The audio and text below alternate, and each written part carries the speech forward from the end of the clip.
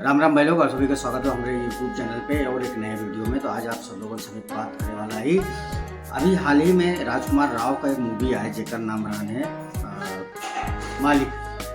और मालिक इलाहाबाद के पृष्ठभूमि पे आधारित मूवी है। और जे लोग मूवी देखे न मैं सबका एक ही चीज़ सुनूंगा कि एक गाना खेसारी लाल यादव का गाया हुआ रहा है, वो गाना वह मूवी में नहीं है। तो फिलहाल कि एक मतलब तरह से क्रिटिसाइज की जात बा कि मतलब गाना गवाए के फिल्म में नहीं रखा था। तो फिल्म में नहीं रखा तो बहुत सारा रीज़न हो सका था। आज हम वही पे बात करबे और वीडियो में आगे बढ़े पहले आप सभी रिक्वेस्ट चैनल पर नया है, चैनल सब्सक्राइब जरूर कर लो, बेल आइकन प्रेस करके ऑल का नोटिफिकेशन वाला बटन जरूर दबा लेंगे।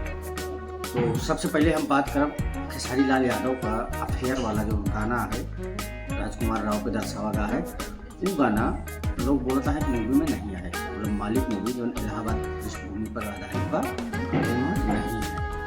तो ना हो तो कई रीजन हो सकता है। एक ऐसी सिचुएशन ना बनी हो जहाँ पे गाना फिट किया जाए, या फिर बहुत सारा कई रीजन हो सकता था। लेकिन वहाँ भोजपुरी स्टार गायक और कलाकार खेसारी लाल यादव हैं, उनकर इमेज पे कोनो फर्क नहीं पड़ा, बल्कि पहले से कुछ न कुछ ज़्यादा प्रसिद्धि मिली है।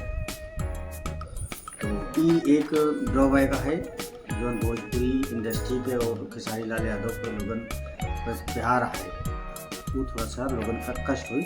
लेकिन टिप्स कल अपने यूट्यूब चैनल पर गाना रिलीज करेगा।